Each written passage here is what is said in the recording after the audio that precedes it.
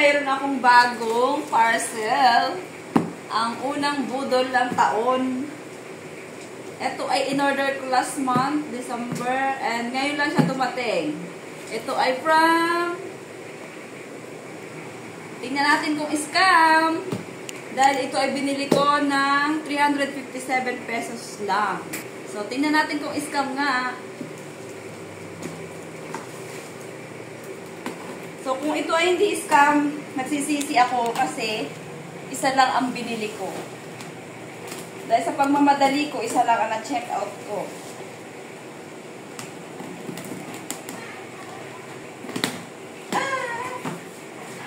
Mga wiwa, hindi siya scam. Look, hindi siya scam. Alam nyo, bumili ako ng ganito sa Orange app is 1,000, I think 2,000 yata yun, 5 layers. At ito, 5 layers din ito, mga mima. Oh my God! Nangihinayang talaga ako kasi isa lang ang na-check out ko. Oh my gosh. 5 layers siya, totoo siya. Actually, pangalawang check-out ko na to sa Timo. Yung una kong na-check-out is 116 lang. Centro machine yun sa crochet. Sewing machine. 116 lang yun. So, sale din sila nun. Pero ang original price nun ay 1,000 mahigit. Excited man ako. Sayang talaga mga mima dahil isa lang talaga ang na-check-out ko. Worth 357 pesos. Sasaan ka pa? Oh my God. Isa lang ang na-check out ko. Look.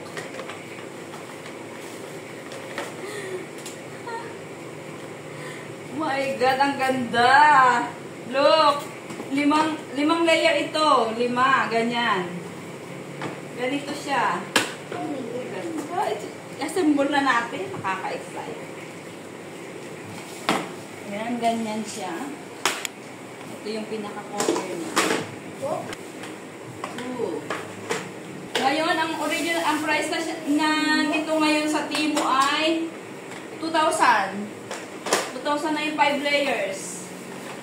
Oh my God, isa lang ang nabili ko. Sana dinamihan ko na. Ang hirap pa naman mag-check out sa Timo pag mga seat. Hindi agad-agad makaka-check out. Swertihan lang talaga siya. Assemble na natin. Excuse me.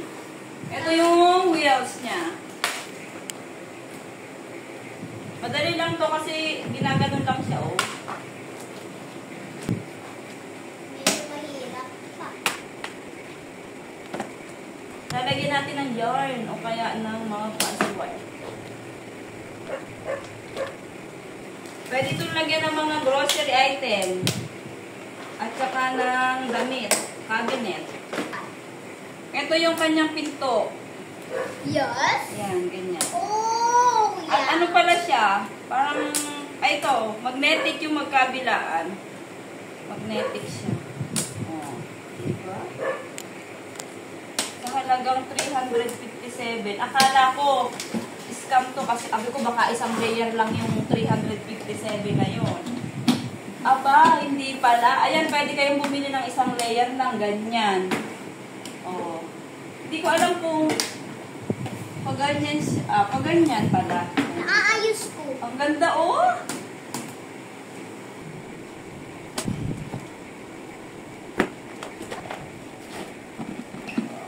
Ganyan siya. Ito yung ibabaw niya. Ito yung ano. Yan, ganyan.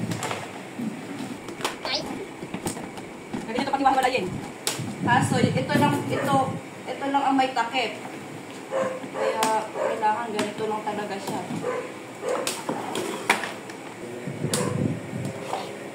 Ayan. Ito yung lalagyan ng wheels. Ang dabas. Madaling, i-transfer. O, ayan, ganyan lang yung gulong niya, o. Tapos yung gulong niya makapal, o. Kahit mabigat yung lagay mo, hindi hindi masisira. Oops.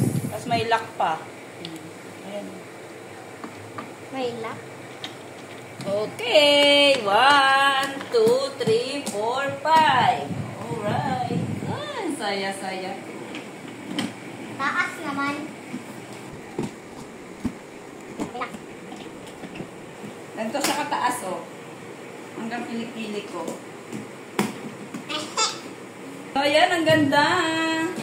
Ito na yung 5 layers. Tingnan nyo naman, napaka-elegante ng kanyang,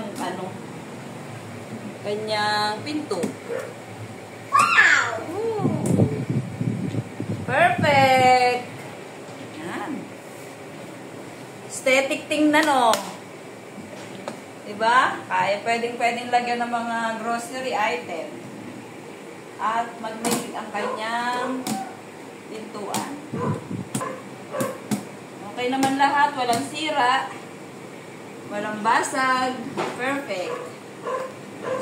And so, ito na yung ating nabudol. First budol of the year. Ang ating 5 layers na cabinet. Bye!